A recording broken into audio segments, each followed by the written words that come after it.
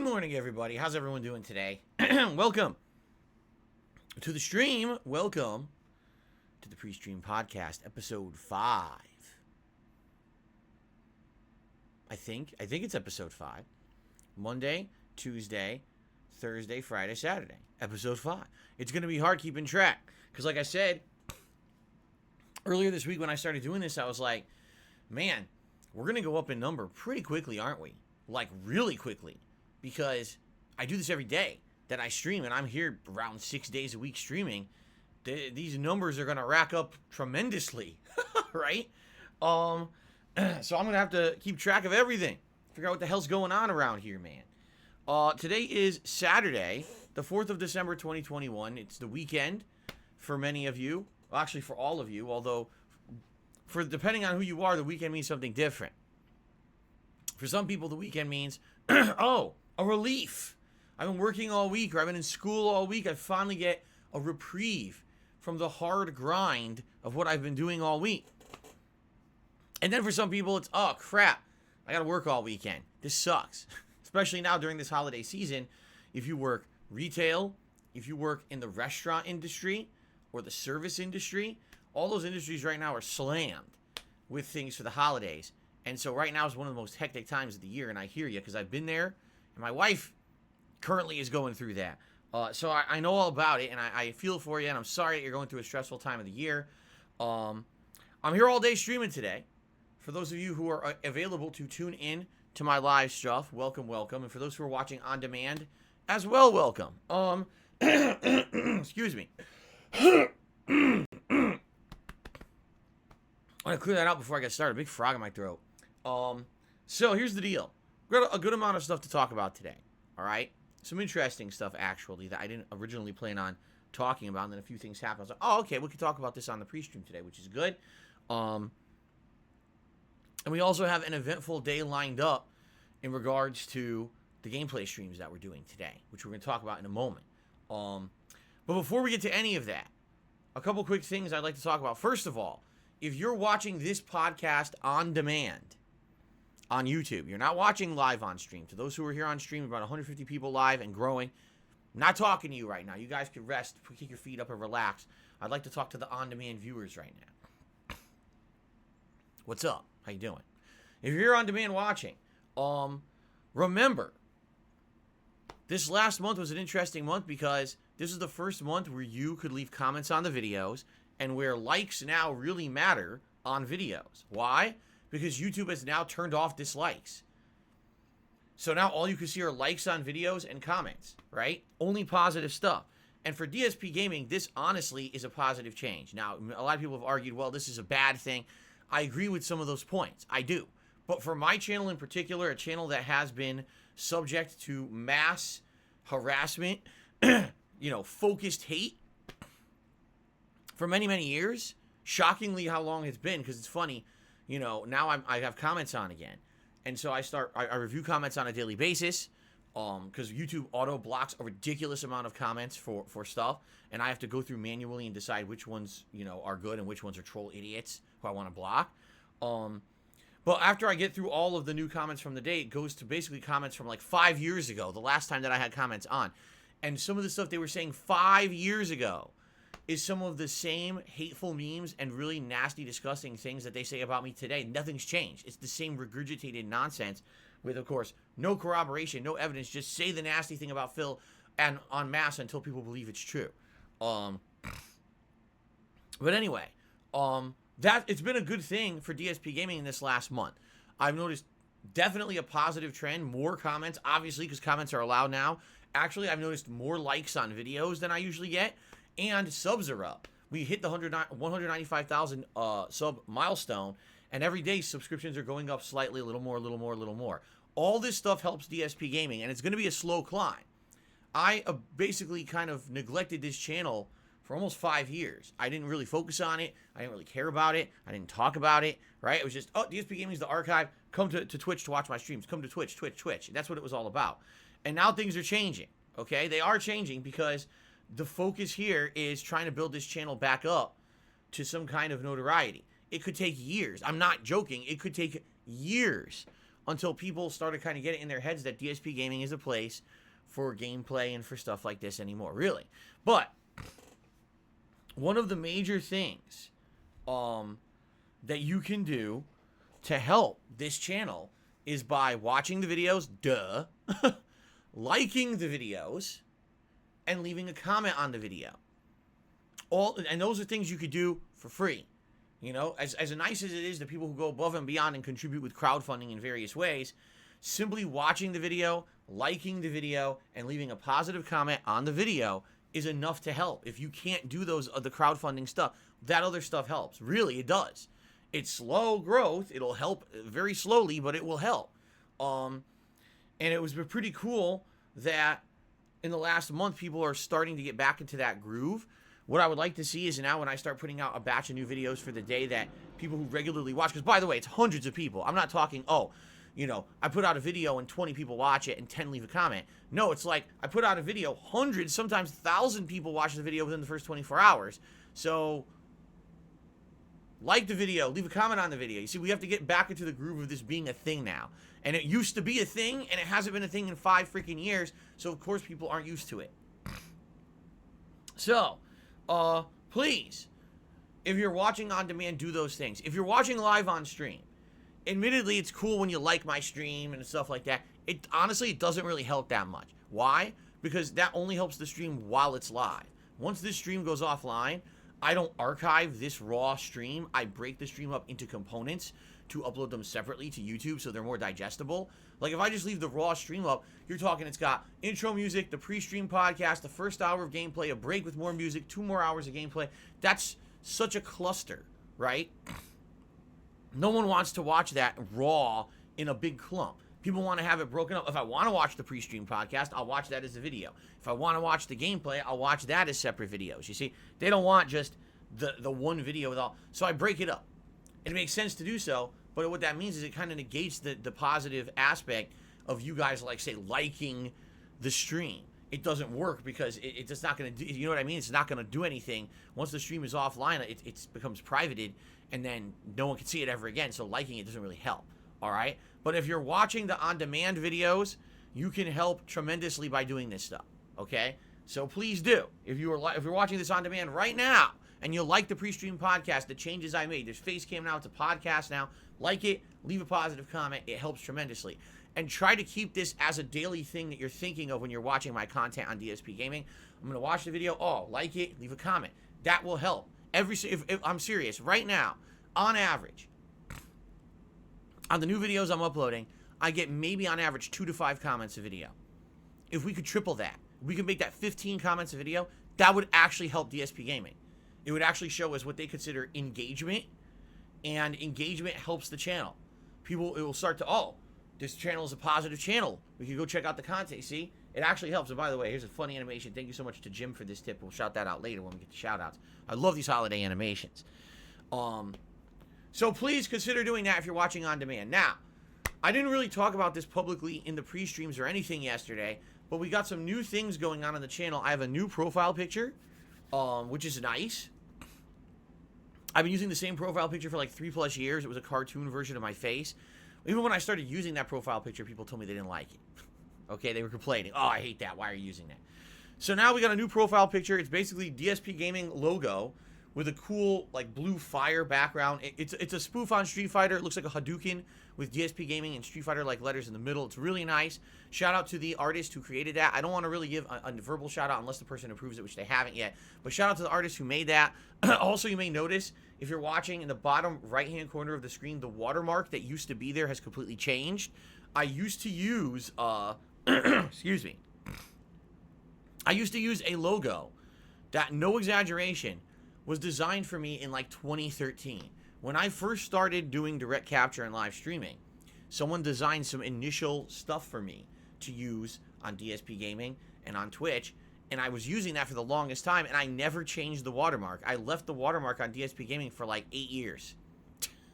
I finally changed it, and now people are saying they like this watermark better because it's actually really small. It's like really small in the corner. It's not intrusive to the streams. Like the other one used to be much bigger, and it was translucent. You can see through it. This one's just really small. It doesn't really bother you when you're watching the videos, you see? So, that's awesome. Just think about all the improvements that I've made in the last month. Just think about this. Facecam on the PreStream. The PreStream is now a podcast called the PreStream Podcast.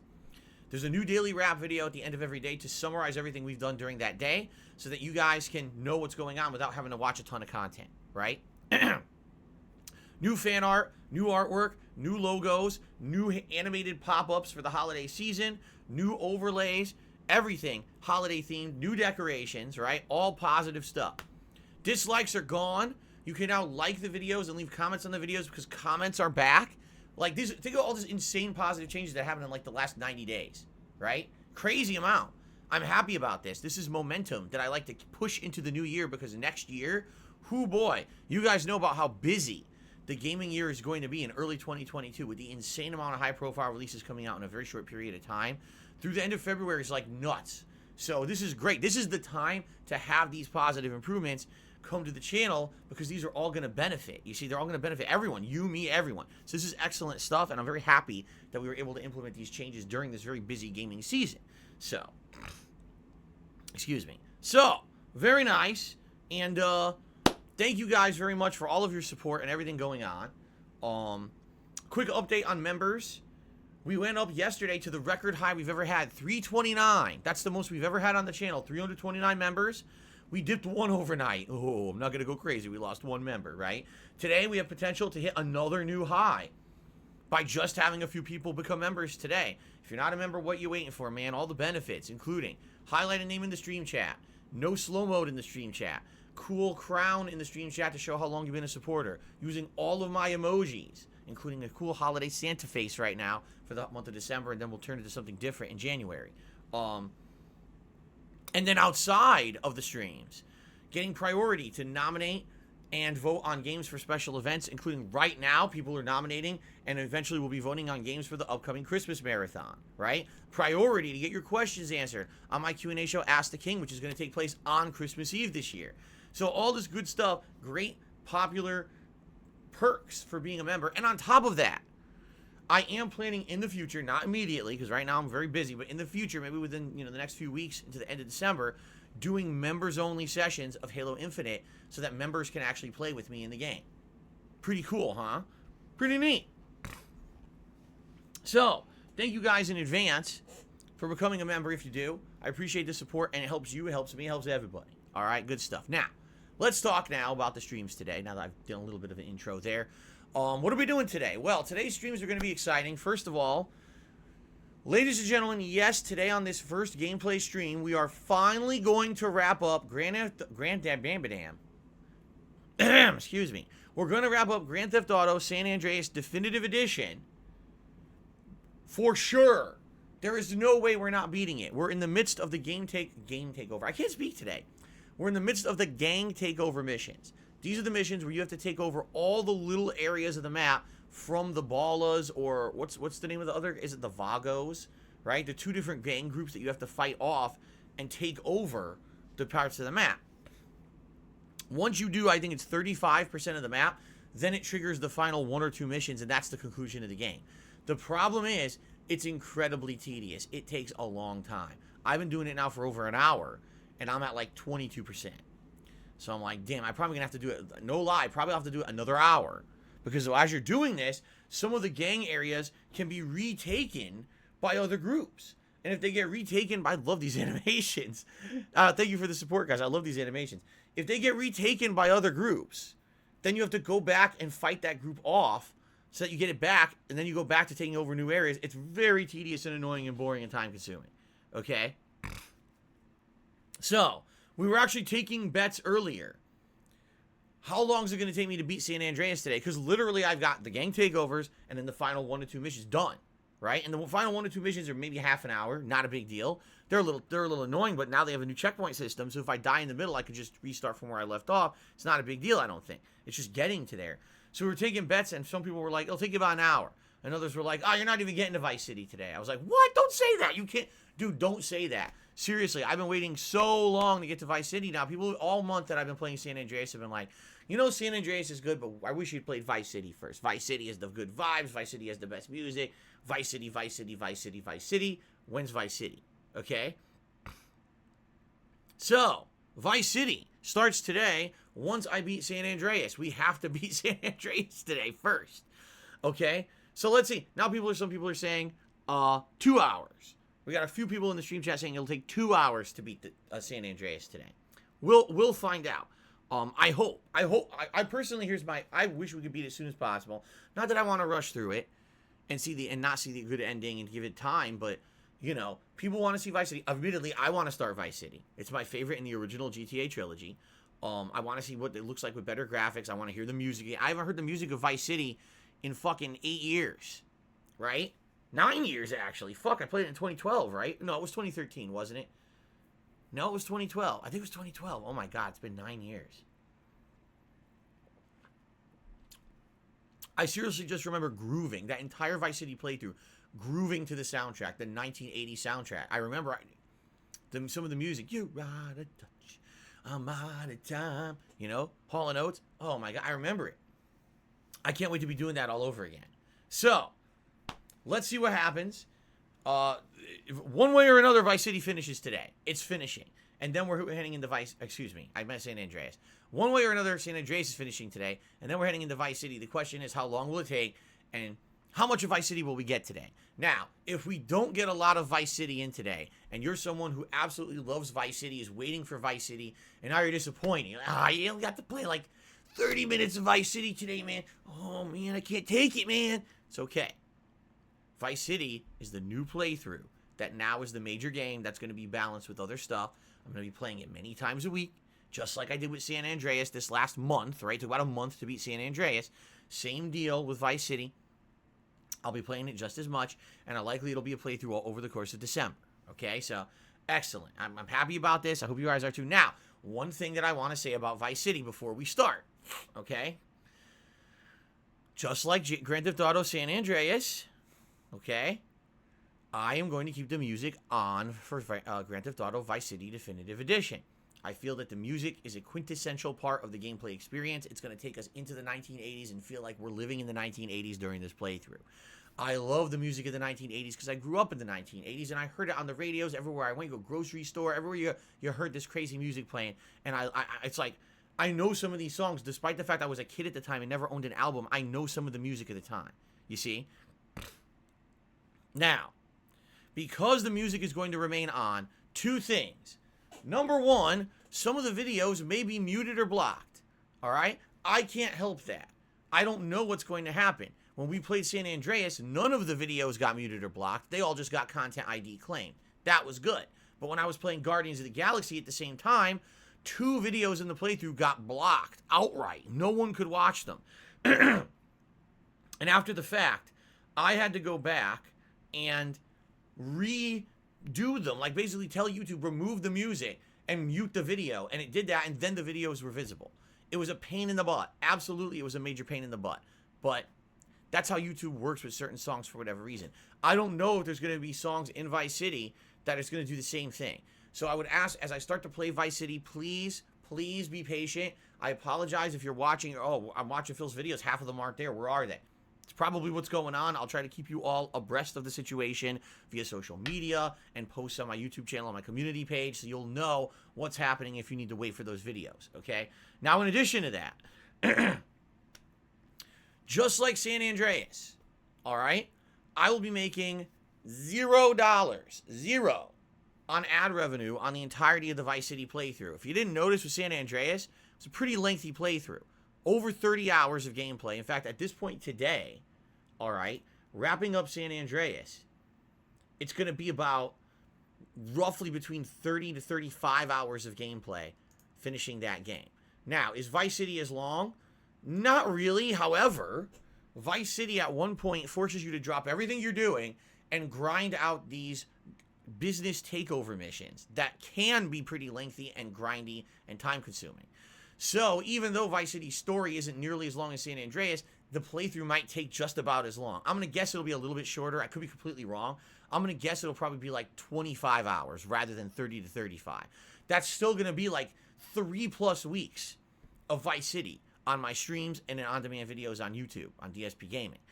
So, if you're liking this playthrough, you're happy I'm doing it and I'm leaving the music in, again, I have to ask for a favor up front.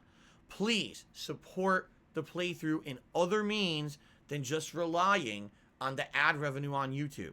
I'm making absolutely nothing on the ads on YouTube because they're not my ads. Every video will be claimed for the music, and therefore, whether you become a channel member, as we've already talked about, maybe you'd like to pledge to my Patreon at patreon.com/darksidephil. Maybe you'd like to check the description of the videos, where it has links to all kinds of stuff that you can do to support the streams, including sending a tip.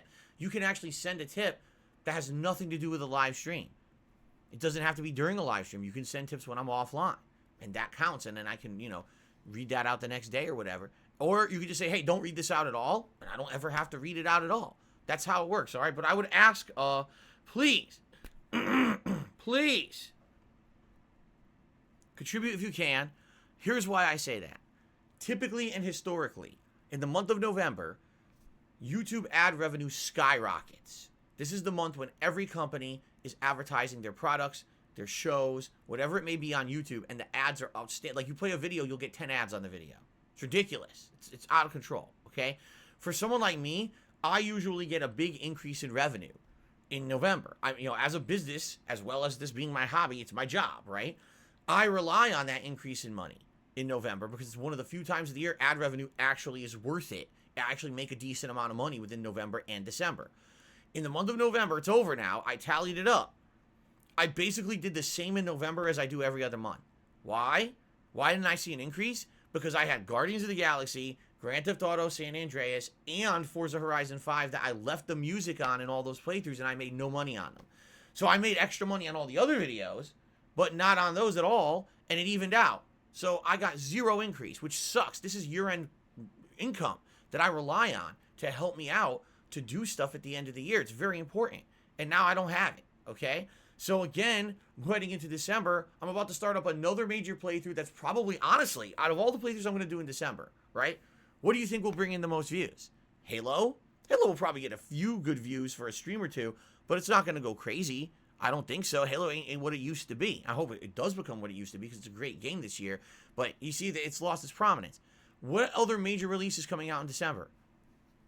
In fact, December, as I've told you guys, is going to be a month of catch-up for me. It's going to be a month of, let's play the stuff I missed out on. Whether I start Pokemon Diamond or Pearl. Whether we do Condemned Criminal Origins. Maybe we'll go to Game Pass and pick out a few games on Game Pass that I've missed this year, and we play some Game Pass games, right? It's going to be like catch-up month. There is no real high-priority stuff outside of Halo this month. And that being said, what's going to be the most viewed playthrough? Seriously, what will be the most viewed playthrough of the month? It's going to be Vice City. I know it is. People love me playing GTA, but I make nothing on it. So please, support the playthrough in other ways. I cannot emphasize enough, and this is the biggest thing, the highlight of the month for me, that I need the help right now, and I certainly hope that you guys will help me if you can, okay? Fair enough.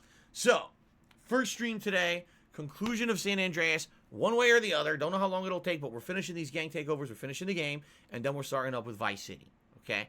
Tonight, the late stream, speaking of Halo, is Halo Infinite at 6:45 p.m. Pacific Time. If you didn't see me play Halo Infinite the last couple of times, you actually missed out. I'm getting pretty good at it. I'm not saying I'm great or anything, but I'm getting pretty good at it. I'm starting to get the hang of certain weapons that I didn't really understand at first. I'm kind of getting the situations where they're being used now. Last time that I played, a late night stream, I got like a 10 to 12 kill streak with the gravity hammer, which was insane. It just kept going and going. And then I ended up doing some pretty epic kills at the end of the stream, learning certain weapons like this. What is they call it? The spiker or whatever it's called, the staker, whatever the gun is that shoots that stake. I didn't even know you could blow up vehicles instantly with it. It's crazy good. So here's someone flying around abusing the vehicle in this map. I said, fuck you, and I insta-killed and blew him the fuck out of the sky. It was the final kill of the match. It was amazing. So, that's awesome. I'm really enjoying Halo Infinite, and I'm enjoying playing it. By the way, they've already said that by the end of this month, they're now going to finally add proper playlists, which they haven't had. If you haven't noticed, it's like, why when I go to play the maps, why is it Capture the Flag, Oddball, Slayer, and everything in one playlist? What if I just want to do Slayer? Can't even do that right now. So they're fixing that. By the end of December, they're supposed to add in all the nice playlists that used to be in Halo that you expect are going to be in there now. So it'll be good because we'll have a whole night of Oddball, a whole night of Slayer. It'll be fun, okay? So, really the reason I'm bringing this up, not that attendance hasn't been good on the Halo streams. It actually has been. For late night streams, to bring in 300 viewers to watch me play Halo multiplayer is pretty fucking good. Usually on late night streams, we don't get that kind of attendance. Even when I play Street Fighter, we don't get that kind of attendance, okay? So attendance has been great. Problem is support. When I'm playing Halo Infinite, a lot of the times I'm watching like, wow, no one's supporting the stream at all. You know, I'm an hour and a half into the stream, I have $11. Wow. People tell me all the time, Phil, we want stuff that's action-packed. We want stuff that's dramatic. We want stuff where it's unpredictable. We don't like it when you're playing boring narrative-based games where there's no risk and there's no challenge. We like it when you play competitive multiplayer because that's a different aspect of you. We get to see you react. We get to see you rage. We get to see you revel in your victories. We like that content. Please keep it in the rotation. This year, Call of Duty is a flop. Battlefield's a flop. Halo Infinite is the multiplayer game to be playing right now. And I'm really enjoying myself with this game. I feel like it's a callback to the old days of Halo, combined with more modernized gameplay mechanics on the other side. I'm really liking the game. All right? I want to play this game at least twice a week. I feel like if I play Halo Infinite twice a week, I'll get good enough at it that I can consistently entertain you and actually do well when I play. As opposed to I play it once a week or once every 2 weeks, and now I just die. What's the point of me playing it? Right? But if I'm going to be playing this like this, okay?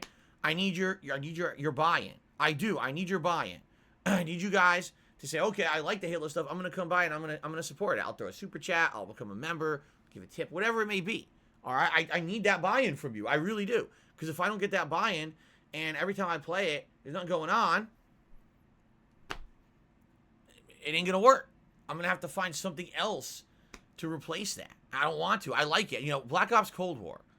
We played it at length last year. It ended up being the go-to first-person shooter game for me for months and months. What was it, like 6+ months straight that I played it consistently, and you guys liked it, and the streams got good support. That's what I would like for Halo Infinite. I love this game right now. I really want to keep playing it. So again, if you're enjoying the multiplayer fun I'm doing with Halo Infinite, please show up and please support those streams. I need that, okay? I do. I can't just play a game. Everyone's here and no one's supporting it, and you know, it's a double-edged sword for me as a content creator. It's my hobby, it's my job, it's what I love to do. But it is my job on this side, and I have to focus in things like, gee, is this profitable? Is this something that's going to pay the bills for me? You see, I have to factor all this shit in, so. Okay. All right, so that's the deal with tonight. Now, tomorrow, we're swinging back to Metroid Dread. Ladies and gentlemen, thank you so much for the first 2 streams of Metroid Dread. Attendance has been great. Support has been off the charts. I was nervous about Metroid Dread. I told you guys this. I said, with a game that's a Metroidvania game, historically, when I play them, within 1 to 2 streams, attendance falls off, support falls off, and everyone complains it's boring. Stop playing it. Metroid Dread has been the opposite. You guys have been monstrously showing up and supporting the streams. I'm 6 hours into the game. I'm a little frustrated at the bosses. I feel like the bosses are kind of cryptic, and they deal insane amounts of damage. Like, how is it I have 500 health, 5 health bars, and a boss hits me physically once and takes 2 of my health bars away? What? That's a lot of damage. And it's not like I'm playing on hard. There is no difficulty settings for this game. They just made it like that, okay? So, personally, I think I like everything about the game but the bosses. I actually think everything about the game has been well designed. The graphics, the gameplay elements, the puzzles, they're all good. I don't really like the bosses. But outside of that, I mean, I'm loving the game. So I'm having a ton of fun with it. And I hope that you guys are liking it too. I mean, obviously you must be because you're showing up and you're supporting it. Let's keep that going, right? Like I said, this is reinvigorating me for Metroidvanias. For so many years, I stayed away from them. Because whenever I played one, it was complaint, and just dead. Now it seems like, dude, this one, for some reason, Metroid Dread has reinvigorated my viewing audience. Maybe what it is every few years the viewing audience changes, right? Maybe. Maybe because I've been away from Metroidvanias for so long that now people are actually interested in seeing me play them because it's something refreshing and different. This will open up, no exaggeration, this will open up a big variety of content because there's so many games of this style. We're talking big, high-profile games. We're talking smaller indie games. Ori and the Blind Forest, as well as its sequel, by all regards, are outstanding, amazing Game of the Year contender-style games that I never played because you guys hated when I played Ori and the Blind Forest. I played it for one session. Everyone complained they were falling asleep. Oh, this sucks. I don't want that. I want to entertain you guys. So I'm hoping that this will turn out to be something that long-term is a big positive change for the channel. I would love to play these style of games as part of my rotation of stuff, but, It looks like at least we got buy-in for this one. Will that keep up for others, right?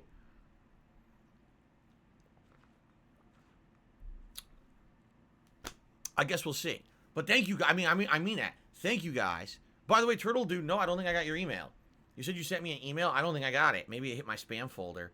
Depends on what you put in it. If you attached a file, it's probably in my spam folder. But I don't think I saw an email from you, man. You know, I'm trying to think about it. I don't think so. Sucks.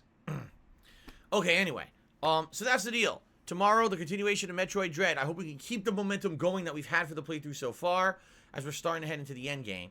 And then, tomorrow night will be the continuation of Lost Judgment. Now, let's talk a little bit about Lost Judgment. This is a playthrough I've been doing since effing September when the game came out. Alright, over 2 months I've been playing the game. There's good news and bad news. The good news is we're in chapter, No, Turtle Dude, I'm telling you, I probably got your email, but it probably hit my spam because I don't think I got it. Meaning I don't think I saw it, is what I should say. Likely it's in my spam folder because I don't know what you sent me. It might be in my spam folder. I don't know. Because I certainly didn't see any email that said, hey, it's Turtle Dude, and blah, blah, blah. I didn't see anything like that. I might have to check my spam folder later today, or you might want to re-email me and see if I can see it this time. Okay.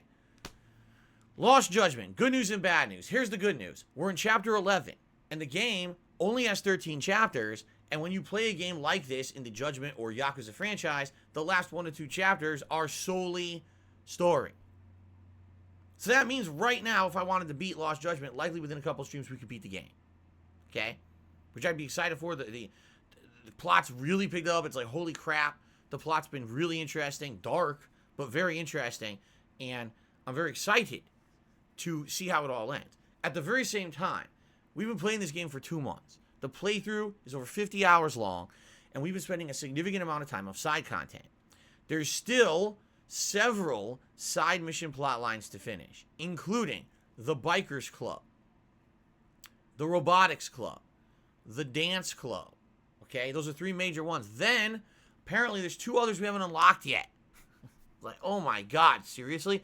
So what I want to do, starting tomorrow night, is make a major push to finish side content as quickly as possible. The good news here is, I've unlocked the ability to grind for money in the VR missions and get unlimited funds. So, for example, we need more funds to buy stuff for the Robotics Club. We can just turbo through and do it, okay? Biker Club, I feel like we can beat in the next session because I have the most upgraded bike, and I think that we can, like, turbo through it. It's going to be time-consuming and grindy, but I feel like we can do it together if we just kind of are patient. We understand this is what the stream is going to be. Let's interact and chill and have a good time while I'm trying to push through it. We could probably beat the Biker Club in its entirety on Sunday night. Okay, but then we got to move on to the others. So I want you to understand, as much as I would love to finish this game right away, we invested so much time into it. I want to see the resolution of these school club side missions. I want to see what happens at the end of all of it. So we're going to do that. And I would say, yeah, this may mean that Lost Judgment ends up being a playthrough that goes through all of December and finally finishes at the end of the year. But I think it'll be worth it if we can do kind of almost a feeling of a completionist run when it comes to the school story side missions. I'm going to be playing it at least twice a week. Let me repeat myself. I'm going to be playing Lost Judgment at least twice a week, along with Halo Infinite, which I'm trying to play twice a week, because I want to make advancement in this game. I don't want to say, oh, I'll play it once a week, we don't beat nothing, right? No, we're not doing that, okay? So, that'll be Sunday night, and we'll see how it goes, all right?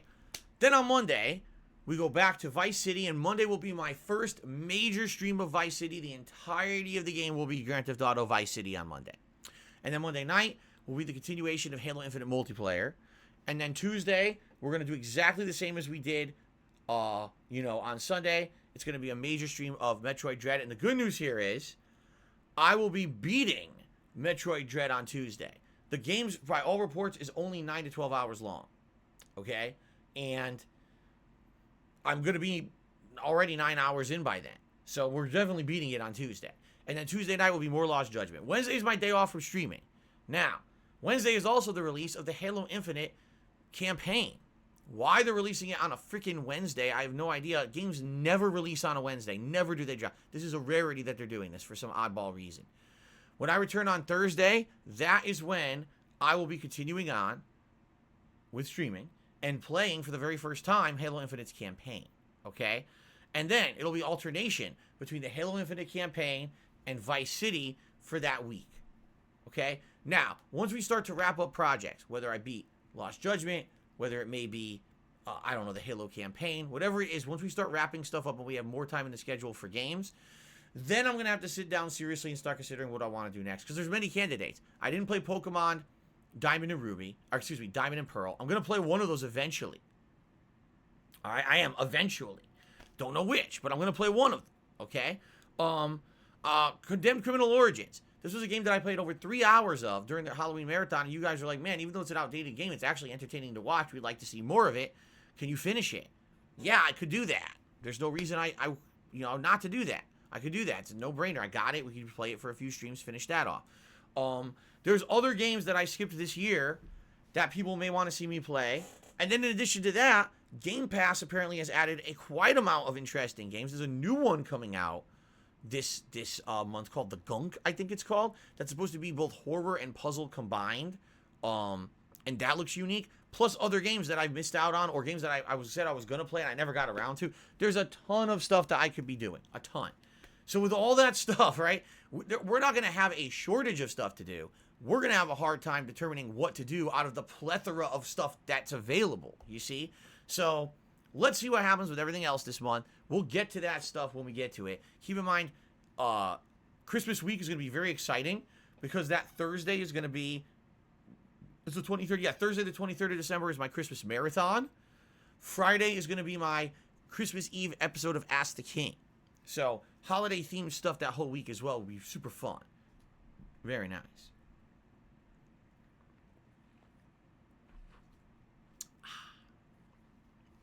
All right, so that's the deal, ladies and gents. I hope I've covered everything, okay? Now, before we get to shout-outs, I have two interesting stories I'd like to talk about today. The first story is actually something completely personal. So, you know, it's funny, because as gamers, especially people who play various games, own different consoles, we tend to get ourselves kind of wrapped up in subscription-based services that you take for granted, and they just kind of sit there and they exist. And sometimes you make a giant use of them, and you use them a ton, and then other times you don't use them at all, yet they still exist. They still persist, right? You still pay for them. You may not even realize it, but you still pay for them. I'll tell you right now, I've definitely noticed in the last year, when financially things for me have gotten a lot more tight, that all of a sudden something auto-renews for that month, and I'm like, oh man, I just got billed and I wasn't expecting that, and now it took money away that I wasn't expecting I was expecting to have that. It's gone, right?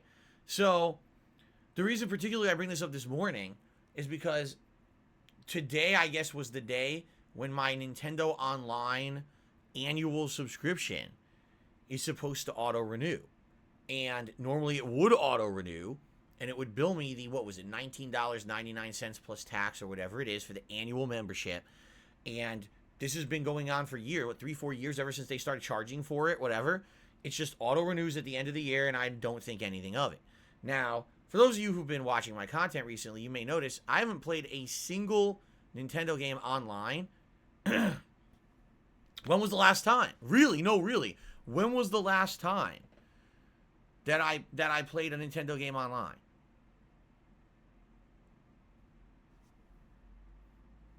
I have no idea. I actually don't know. I can't remember the last time I played a Nintendo game multiplayer online, any online components at all. Okay? I just don't remember. Right? Now, was it Mario Golf? Did I play Mario Golf multiplayer? I did? I don't remember that. Oh, wait, you're right. I played like one game. You're absolutely right. I played like one game multiplayer, and I hated it because the characters all had these abilities and unlocks that I didn't have. That's right. I was like, how is this fair when the other characters have all the shit I don't have? How is that even fun? I totally forgot about that. So there's your example. In the last year, I played one Nintendo game online. Now, in the last year, can you guys even know one of the games from the Nintendo Online service, for example, the NES games or the Super NES games that are available as part of that service? Can you name one of them that I played as a playthrough?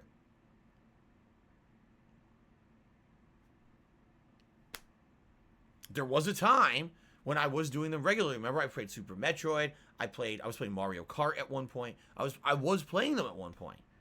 But it's been so long. And the thing is, you don't realize how long it is. Time flies, and the next thing you know, it's been a year, it's been 2 years. You haven't even used the service. Why am I paying for it? Right? So it just so happens that in regards to Nintendo Online, the information, the payment information that I had in there to auto-renew was outdated. It was old information from stuff that's long been either canceled or changed. So I went to auto-renew today, and it went, oh, decline. And so they sent me an email this morning. They're like, hey, Phil, your auto-renewal on Nintendo Online has declined. If you want to do it again, click here to renew, or you could just do it right through, like, your online account on your Switch or whatever. Okay, great. Now, I'm thinking about it. I'm like, do I need to do that? Like, what benefit would I have if I were to do that? $20 out of my pocket, give it to Nintendo. What would I get for that? Am I going to play any of these games, any of the NES or Super NES games anytime soon? No, I got no plans for that. If anything, we'll play Game Pass stuff, right? That's what we're planning on. Am I going to play any Nintendo games online? Well, I'm playing Metroid Dread. Is that online? No. I'm going to play Pokemon, Diamond, Pearl. Are those online? No. Now, in January, late January, there's that new Pokemon game. Isn't it Pokemon Arceus or whatever? Does that have online multiplayer components that need to be played to enjoy the game? Actually, I don't know. We haven't seen any gameplay of Pokemon Arceus, and this game comes out in a month and a half. You guys realize that, right? This game supposedly comes out in a month and a half, and we haven't actually seen the game in action yet being played. I'm not so sure that's a good sign. But the point I'm making here is, why would I want to renew it, right? And the funny part about this is Nintendo now has their new online one that's even more expensive. Isn't this one like 30 or 40 bucks a month? Something crazy, or not a month, excuse me, a year. I'm completely misrepresenting it.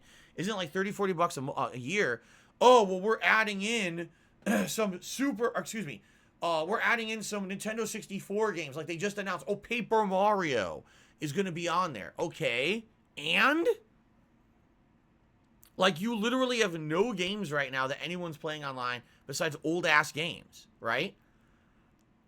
Is it worth $50 a year or $40 a year, whatever it is, to unlock a few games that I could arguably have already played or play by another means? You know what I'm saying? Like, I'm thinking about this, and I'm like, I just don't think I'm going to renew it until there's a Nintendo game, all right, that has an online component that I absolutely want to do. I'll give you an example.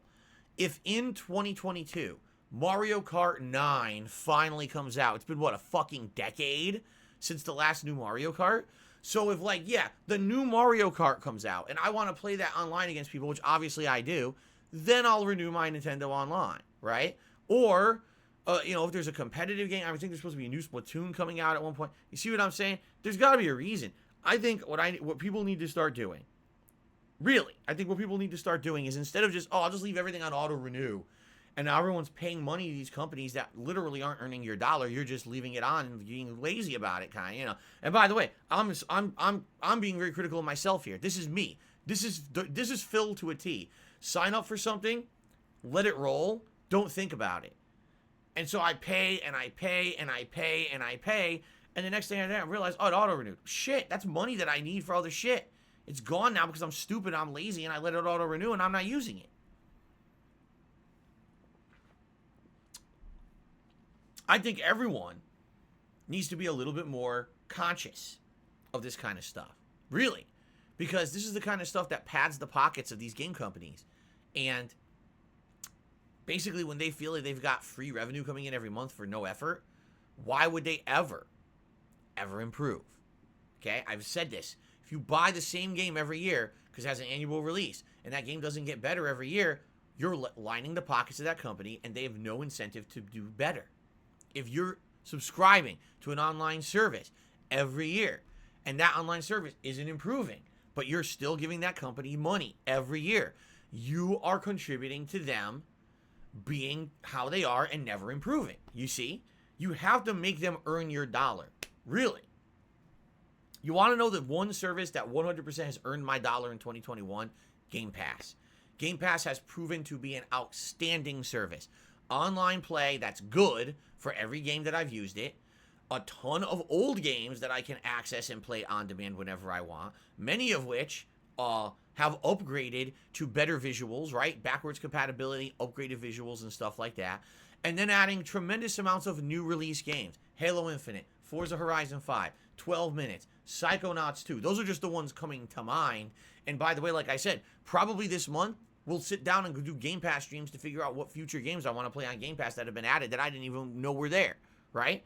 Game Pass is the value right now. It really is. And we were just talking yesterday how Sony is trying to catch up with Game Pass and trying to basically say that they want to have a similar service, because I think what they're realizing is, number one, their old games have a market. People would pay to play PS1, PS2 games on demand digitally on a console that they own right now, and they're missing out on that market completely by not offering that. In addition, Game Pass is a one-stop shop. You get that, and you can get most of the stuff you want on your Xbox console or PC without additional charge. And a lot of people are jumping on that bandwagon, and they're saying, why doesn't Sony have something similar? You see? So we'll see, but we'll see what happens. But for me, Game Pass is the one service I want to leave on auto-renew. Everything else I want to turn off. In fact, just this morning, as a result of getting this email from Nintendo, I'm like, oh, okay, so my Nintendo Online lapsed. I'm probably not going to renew it. Not unless there's a reason to renew it, which right now there is none. And I was thinking about, I was like, wait a minute. When does my PlayStation Plus auto-renew? I was thinking about it. Like, I don't know. I got to look into that. Because what am I playing right now online on PlayStation? Uh-oh. Nothing. Right? I'm playing 0 games online on PS5. 0. I'm making absolutely no use of PlayStation Plus. Why am I paying for it? Right?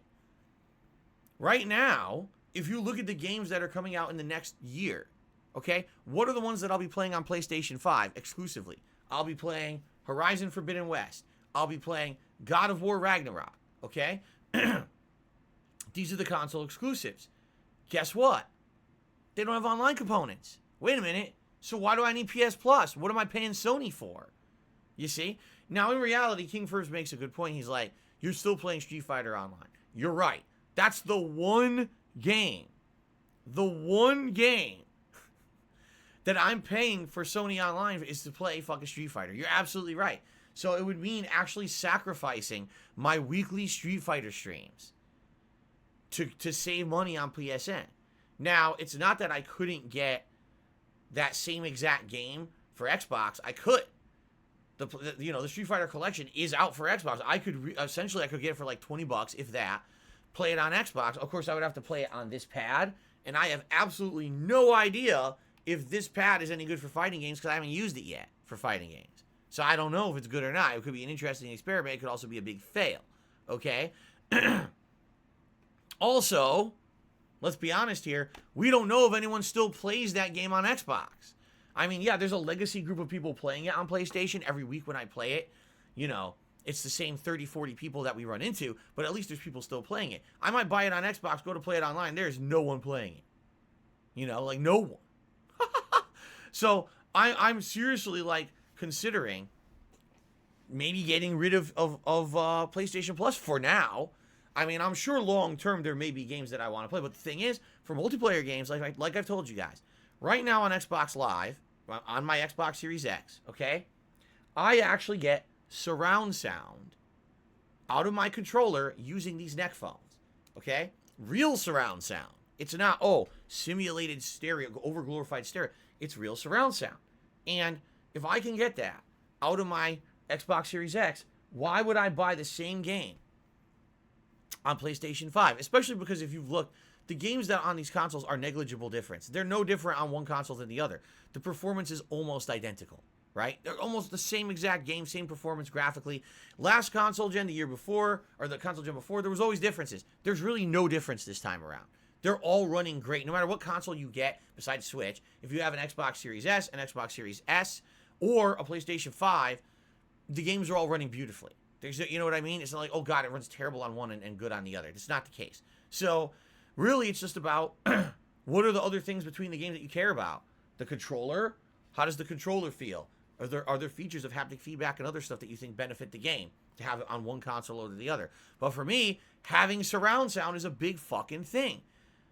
I'm a gamer. I want fucking surround sound when I'm playing first-person shooters and stuff, you know? And I don't get that on PlayStation. So anyway, that being said, I'm just tossing the idea out there. Be more conscious of the stuff that you're auto-subbing to, because you may not realize it. Think about that. Between Nintendo Online, $20 a month, or excuse me, $20 a year, Sony PSN Plus, which is what, $60 a year, I think it is for PlayStation Plus, right?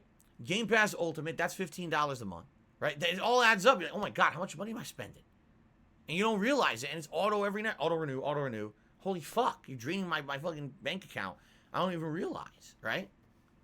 GJ Slater said, what's my email address? darksidephil@hotmail.com. My public email.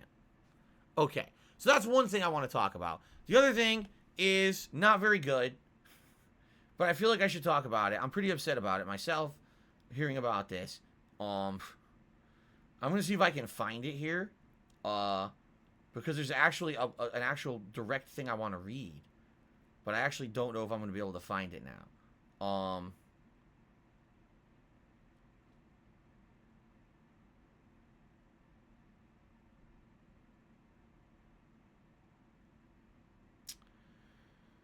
Wait a minute. I think I could find it this way.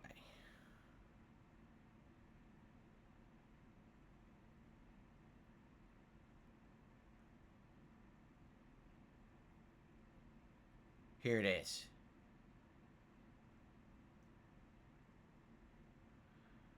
So,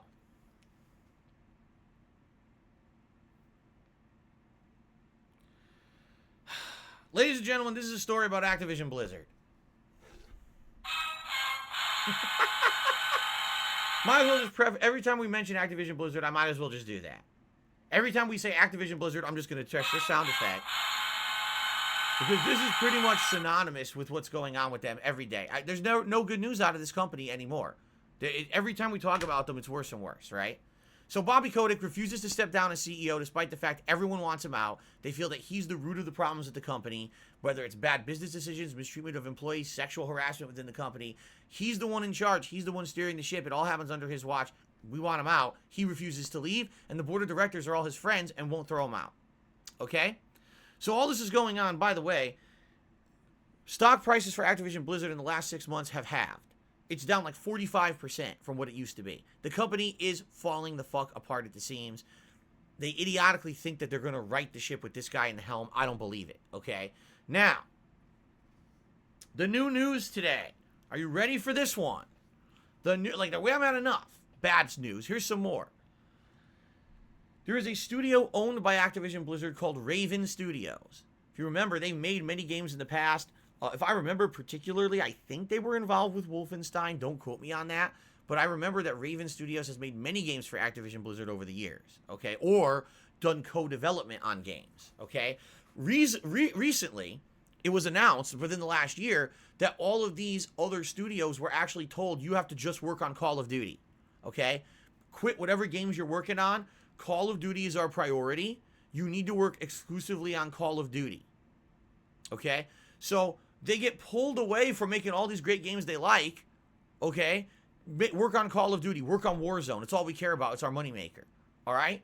So, in the last year, everyone at Raven Studios is exclusively working on Warzone to make it better, okay? Austin O'Brien, the associate community manager at Raven Software, puts out a post on Twitter that no one expected to see, and everyone thinks the guy's going to get fired for doing it, but are basically giving him kudos for doing it, all right? Here's what he posted. I'm going to read it word for word. I'm gutted right now. My friends in QA, quality assurance, at Raven were promised for months that Activision was working towards a pay restructuring to increase their wages. So just to give you perspective, no one at Raven wanted to work on Warzone. They want to work on their own projects, and you're being told, listen, what you need to do is just do what you're told. Work on Warzone. It's going to benefit you in the long run. We promise you we're going to give you raises if you do it, even though you don't want to do it. Just do what you're told, bust your ass making Warzone better, and we're going to reward you. Okay? So what's the problem? Let me read the second half of the tweet. Today, one by one, valuable members of the QA team were called into meetings and told they're all being let go. These people were asked to relocate to Madison, Wisconsin to work here. Now they're all out of a job come January 28th. Our QA team does incredible work, but this will not only increase their workload, but crush the morale of the people staying behind. If any industry friends have open positions, please share them. And if it isn't clear here, this is bullshit. It's unfair to these people to string them along, promising them something better, and then just let them go. I am infuriated right now. And actually, then someone said to the guy, aren't you afraid you're going to lose your job for posting this up? And he's like, yeah, but I don't care. I'm doing the right thing. And if they fire me for this, what are you going to do? I felt like I absolutely had to do it because these are my friends who are being mistreated. Okay? Now, what's funny about this is there's a ton of responses to this. Okay? And the responses are, oh, this is business. Oh, this is how it is in the industry. Don't you understand the gaming industry? Man, it's like people were born yesterday, right? And it's like, you know what? Fuck you. No, really. And I mean that sincerely to anyone who has this fucking stupid, jaded, oh, it's all fine attitude. Go fuck yourself. Because you're a piece of shit and you're the reason the industry is how it is. When you see evil happening around you and you are complacent, you are part of the systematic problem that allows it to exist. Okay? If you don't call it out when you see it, if you don't fucking say it's wrong, fix it, it will never change. If you just say, man, it's part of the system, man. Well, man, you're a piece of dog shit and no one fucking cares about your opinion. The world should not be this fucked, okay? So why do you think corporations can get away with this? Because you let them, because you're a lazy fuck. You are a literal lazy douchebag and no one cares about you. Shut the fuck up, okay? Activision Blizzard should not be allowed to promise the world to its employees and then fire them. Period. When you tell someone, I'm going to do this and this and this, and then you don't follow through, but that person gave you the work that they said they would give you in conjunction with what you promised, that should be a lawsuit. That should be, you're fucked, you promised me something, I'm suing your ass because you lied to me, and I wasted my time and my effort and my life for you, and now you're tossing me away like yesterday's garbage. I'm suing your ass into oblivion, okay? These companies should not be fucking able to do this. It happened to me, okay? I worked for a major company, a helicopter company. It was called Aftermarket Support for Helicopters, where people would buy, or I say people, companies would own a helicopter, okay? They're flying it around, they're using it. Uh-oh, things are breaking down, parts are wearing out. My company would do the logistics. Basically, we would say, okay, we're going to find the parts you need. We're going to either get them repaired or we're going to buy you new ones. We're going to send them to you. We're a one-stop shop. Whatever you need for your helicopter, we get for you, okay? I was supposed to be customer support. I was only supposed to be doing line-level work, talking with these people operating helicopters, okay, and getting them their parts. That was my job. After working there for 2.5 years, I was told, we see potential for you. You're better than just working customer support. So what we're going to do is we're going to put you into an exclusive training program for continuous improvement. We're going to have it so that you have training so you can revamp the business from ground up. You can look at the process of everything we do in our company and map it out and find bottlenecks in the process, identify shortcomings, improve the system so that our company runs more efficiently. We're going to have you actually trained to do this and do it. And once you do it, we're going to promote you and have you do this exclusively. You'll get paid more money. You'll be able to go outside of just here and go to other parts of the corporation to do it. You'll be one of our experts, okay? So you're one of our up-and-comers. We identify your talent. We identify your initiative. We want to reward you by giving you and putting you into this program, okay? So I said, okay, sounds good to me. Let's do it. I worked extra hours. I worked way above my pay grade. The work I was doing was people getting paid double what I get paid were doing the same work. Yeah, I was getting paid the pay of a customer service rep, okay? I did this for 2 years. First, I went through an extensive training program where I was training for it while still doing all of my normal work at my job. I was basically doing 2 jobs. I was juggling the training and still doing all the work of a CSR at exactly the same time. Then, for a year, they took me out of my job of a CSR and had me do the continuous improvement work at the company. I revamped the entire process from start to finish. The company became way more efficient and started saving tons of money. When I was done, okay, when I was done with this, the VP, the vice president, who was in charge of the company, left the company. He was the one who promised me all of this. He left the company. They didn't know what to do with me anymore. They said, well, he can't just do customer service work anymore. We had him not do that for a year, and everyone else, they replaced him. What do we do? They put me into a new department, and within 2 months laid me off. So I busted my ass. I worked my ass off. I did double work for 2 years. I did work that was above my pay grade, never got paid for it. I literally got a big award.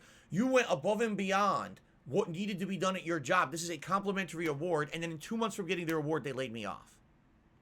Okay? So, when you are a lazy motherfucker who doesn't do that extra work, who doesn't go into that position where you bust your ass to try to get ahead because you're promised the world, you are not the one that got mistreated. And you say, oh, it's part of the process, man. It's just part of corporate America. Fuck you. And I mean this sincerely. Please go fuck yourself. Don't ever speak ever again. You've never been in that position. You've never been mistreated. You're a little shithead who sits on the fucking internet and acts like you know something about something. You don't know shit because you were never selected because you're not a fucking talented person. So you don't understand what it means to be overworked, misused, or promised the world and then screwed over because no one liked you to begin with. No one recognized shit within you. So it's easy for you to sit there and say, oh, it's just corporate America, man. You put yourself in that position. Now, fuck you. Don't ever speak again. No one cares about your opinion. The reason that Activision Blizzard, the reason why the company I worked for gets away with it is because of people like you. So shut the fuck up and don't ever speak up again about it because no one cares. You're misinformed. You don't know anything about it. Okay? Now, getting back to the subject. Okay? Activision Blizzard should be sued for this. Everyone today who is getting fired or laid off by Activision Blizzard should be getting together and forming a class action lawsuit and suing them and saying, here's what we were told, here's what we were promised, completely lied to, completely misused, and these companies need to be taken to task for it. Because Bobby Kotick, the reason why he's protected, the reason why his company is a piece of dog shit right now, and everyone hates him, but he is protected, is because of this. Because everyone says, meh, oh, well, that's corporate America. No, enough is enough. Really, enough is enough. If the laws are protecting these companies, we need to change the laws. Enough of having a major corporation completely misusing and hurting people and making them ruin their lives. These people moved across the country. They uprooted their lives from wherever they were living to move to this place with the promise of, oh, you're going to get a long-standing job. You're going to get pay raises. You're going to get this and that. Oh, well, we're done with the project. Fuck you, you're fired. What the fuck are you talking about? I ruined my life over this, you know? And again, people are going to say, well, Phil makes it personal. Yeah, you want to know why I owned that condo in Connecticut? That's why. I uprooted my life. I bought that condo in Connecticut to live near that job, that helicopter job, in the promise that I was going to get good stuff. I told them, I'll work extra hours. I'll live close. I'll be the guy that when there's a snowstorm outside, I'll be the guy to still come to work because I only live 3 blocks away. I'll be the one to come in and run the company for you when no one else can get there, right? I was the one, and I was the one who they fucked over. And it's the same thing with these people.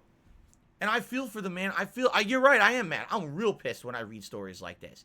Really. I get really angry because corporate America should not be able to chew you up and spit you the fuck out like you're a piece of fucking, $2 steak. It should be, no, you promised me something. It's time to fucking live up to your promises. And if you don't, you have legal ramifications for not doing it. You are fucked. I get what you promised me regardless, right? When I got laid off from my job, guess what I got? 3 months of pay. 3 months. Within 3 months, figure out what you're going to do with the rest of your life because after that, we ain't doing shit for you. Wow. Thanks. And my health insurance got canceled and everything. So if I got sick, I would have been fucked. That's how these companies treat you.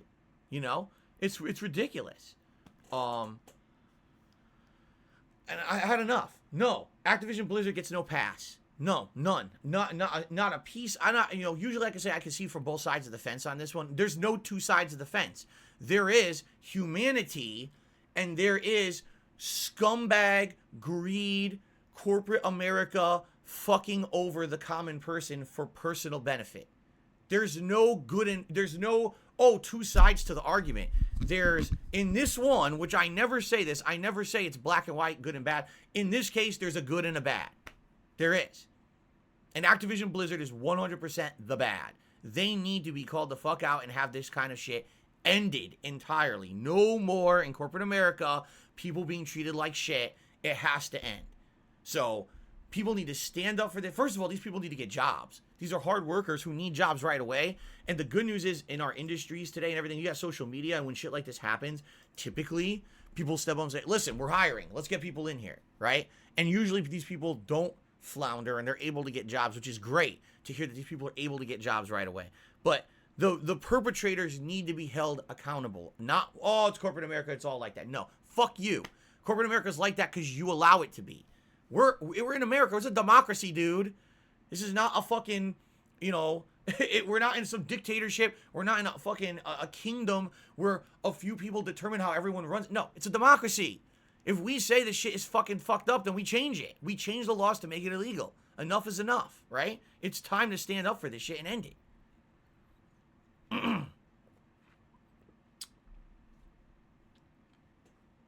Okay. Anyway, now that I've ranted and raved.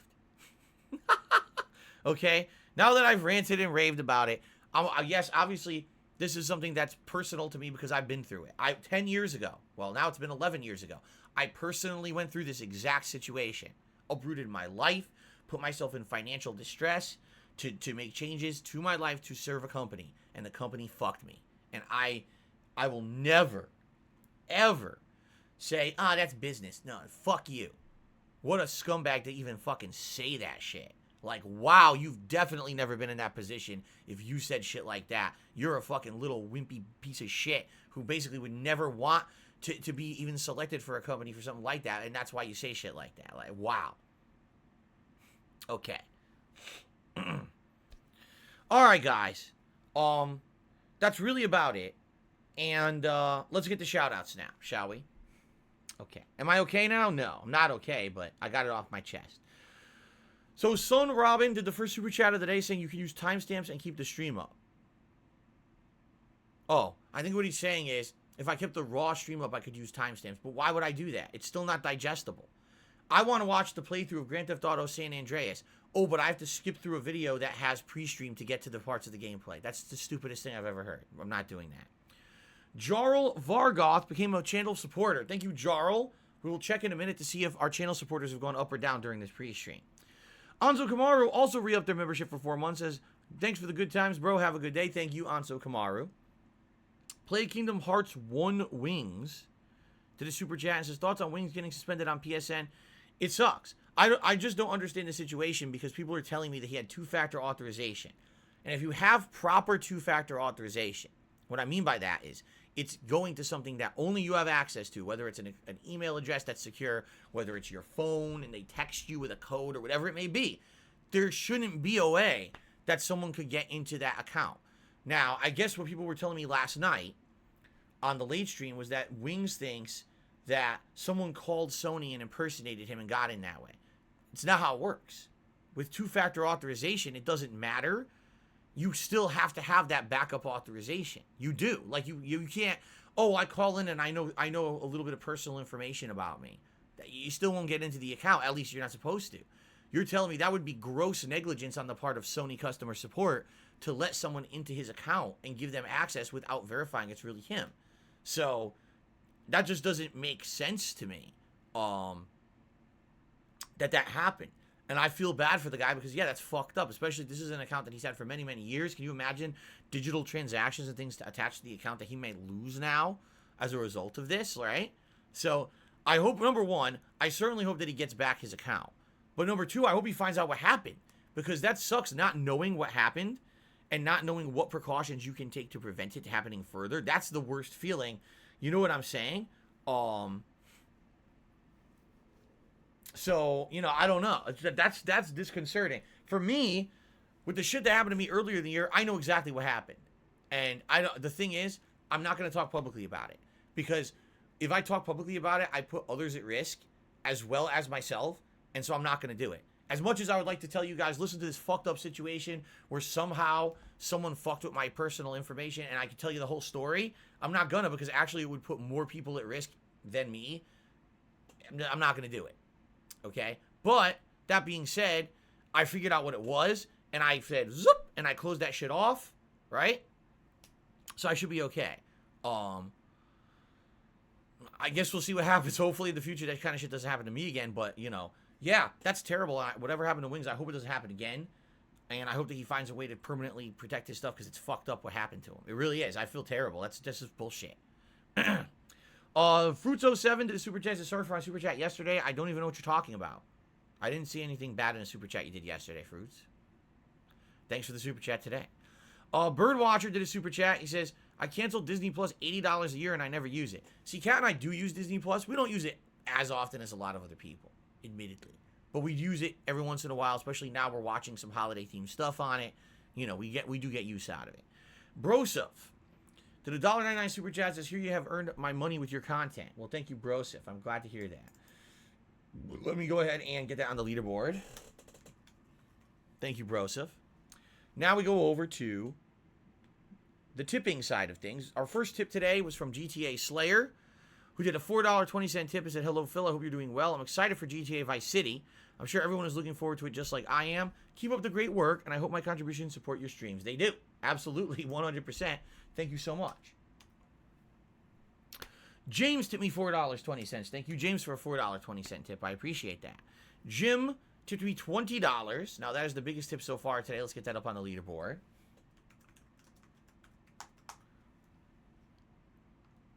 If this would move. There we go. Like frozen. And Jim says the following. I'm sick in bed. I'm very sorry to hear that. That sucks, man. Playing Pokemon Brilliant Diamond and grinding. I love your pre-streams as background audio entertainment. Keep up the good work. Sounds good, Jim. I hope get well soon, Jim. I hope you feel better sooner rather than later. Chicken Man tipped me $1.50, and he says Activision is turning into a trash company. Workers at Raven Software Oh, it's literally the story I just ranted about. So I guess we don't really need to talk about that. Chicken Man, thank you for the tip. I appreciate that. I'm glad that we addressed it. Okay. Jarl Vargoth tipped me $10 and said keep up the good work. I love your content. Thank you, Jarl, for the support, and thank you for the nice compliment as well. I appreciate that. And Rob on Wheels to me $1.50. He says, when Stray hits, I'll bring cat report items. You know, I'm very interested in Stray. It looks like one of the more unique games coming out in 2022. We don't have a release date yet for it, right? It's supposed to be spring, but we don't exactly know when. But that's the one where it's a future. Apparently all the humans are dead or missing. We don't know where they are. But everyone is a robot. Like everywhere there's robots instead. And you're a cat that's investigating a mystery. Like, I don't know if you're trying to figure out what happened to the humans or it's like a murder mystery of who's killing robots. I don't really understand the premise of the story yet, but the game looks pretty unique in what it is. It looks like I said, one of the more unique games taking chances with something that's not a normal game formula. So I'm excited for that one coming up. Chicken Man tipped $1.50, and he says, I have my 80s clothes on, and I'm ready for some That's My Money, Tommy My Money. All right. Well, I don't know how far we're going to get in Vice City today because we got to get through the stupid gang shit. We do. We have to get through these gang takeover missions, and they could be very bad and tedious and annoying, but we're going to do it. We're going to grind through it. We're going to finish San Andreas. We're going to get to Vice City, okay? Okay. All right. All right, last thing here. I want to check out members. I want to see how we're doing with members now before we start the gameplay, and then we're going to start the gameplay, okay?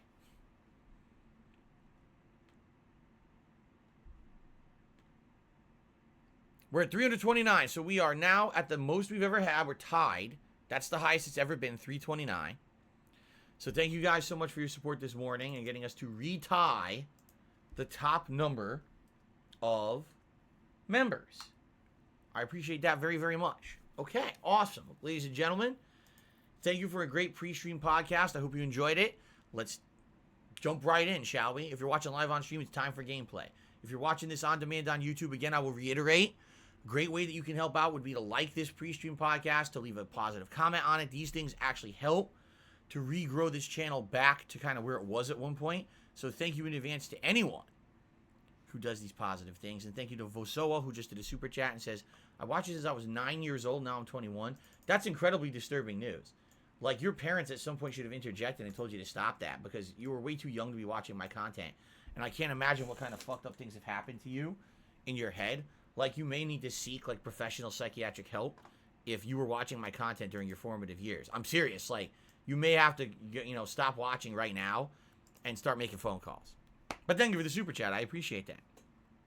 Okay, guys, thank you very much. Let's do this. My mouse has been giving me issues. I think I'm going to need new batteries for it. Seems that way.